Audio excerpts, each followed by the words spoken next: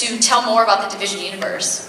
Yeah, so I mean, yeah, exactly. Like the missions have a very different function, and I think that the stuff that we're sort of populating the open world with collectibles, with the echoes, we sort of discover that the player really gets a role as a detective, sort of exploring the city, really digging into the underlying story that sort of comes before.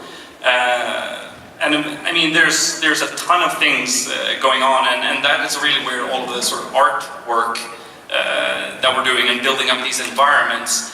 We found all of these really interesting places to tell stories, like the subway here, for example. Like there's a ton going on about like how people would try to catch the last train outside of the city, and so on. And these tools really allow us to let the agents or the player discover this world. And yeah, you can see an example here of the echoes, and that is sort of how we're using the very fantastical sort of technology that these agents have access to, and use that as a unique storytelling tool that we can sort of bring the city to life.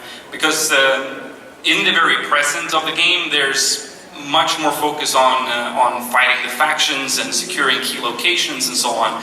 But before that, like from the outbreak up to when the player gets activated, there's a ton of story to dig into, and we only get to really explore these snapshots in these collectibles, but there's certainly a lot more implied. And I think that, well, players are smart and can really like fill out the bigger idea there, and sort of form this impression of what went down, basically. And I think that that's what we're trying to achieve.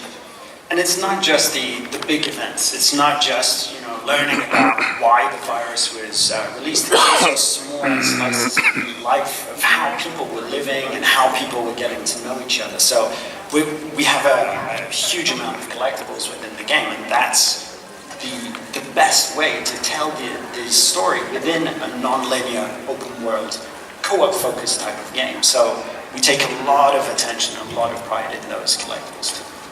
I don't know, maybe it's just me. Maybe there could have been just a few less cell phone contacts. Maybe, just a few. I think we were joking around about it yesterday, but like 160 something cell phones. Did you guys collect them all? Anybody? Get all the collectibles? Any hands? Yes. A couple? You guys are brave souls. Applaud for you. Yeah. Let's be honest, I'm just too lazy to go get them all. Get distracted fighting people.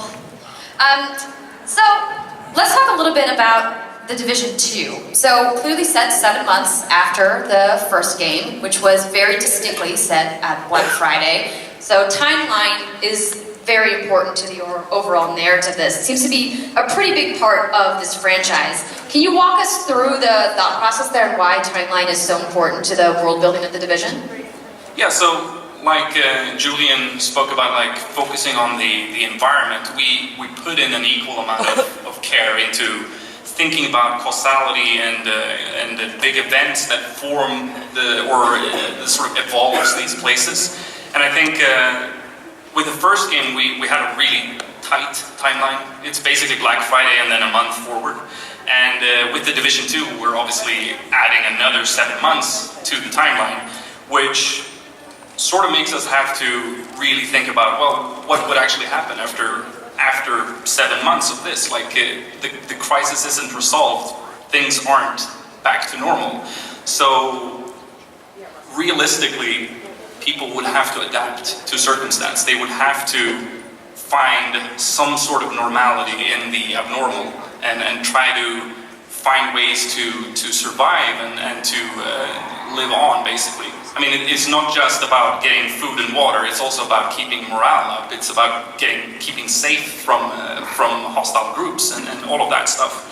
So I think really thinking about that in both the sort of micro and macro perspective, it's an enormous undertaking. And we've done a lot of research into what would actually realistically happen in situations like this. And one of the really interesting things is also thinking about New York and DC. They're very different cities. They have very different situations initially. So even after just a month, things would evolve very differently. And I think that that's one of the things that is super exciting for the Division 2, is to explore this very different place that is not going to fall under the sort of same framework as New York did. And and all of this basically allows us to really widen the framework and tap into a lot of different stories that can take place in this setting. And I think that that's where the transmedia stuff with the tie-in novels and comics, that is really a breeding ground for a lot of cool things, basically. Well, thank you for that fantastic segue.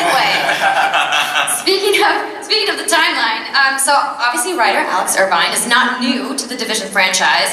When the original Division launched, Ubisoft released the physical version of the Survivor's Guide with Tom Clancy's The Division: New York Collapse. And for the novel, Alex returns to pen the book. Alex, can you tell us a little bit about the novel and how it's going to be different from the New York Collapse? Well, for one thing, it'll be a novel. New York Collapse was a really different kind of artifactual mosaic narrative that it had the survival guide component, and then April's experiences and notes, and then the puzzles and the physical elements that both continued April's story and also linked into the game to the echoes and things like that, and the side quests to recover the pages. So the goals for that project were a little bit different. The novel is going to explore some of the things that John and Julian were already talking about.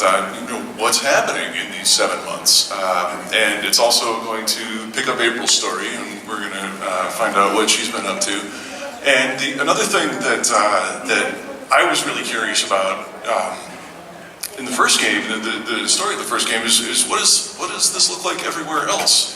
What does it look like outside the sort of eastern seaboard megalopolis? And so that's something you're going to see. There's going to be a lot of traveling in this book, and you're going to get a look at some different places and see how civilization has collapsed and reformed, and how people have adapted and begun to either fall into savagery or achieve some kind of new tenuous normal, maybe.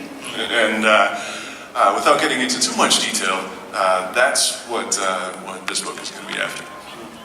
That whole idea of the new normal, of citizens banding together and trying to establish basically a hope for tomorrow and the rebirth of society is incredibly important, not only to the game, but all of the other projects that we're working on, the novel and the other elements too. I think it's going to be great to get a little bit of context as for what's happening, particularly outside of, the microcosm of New York.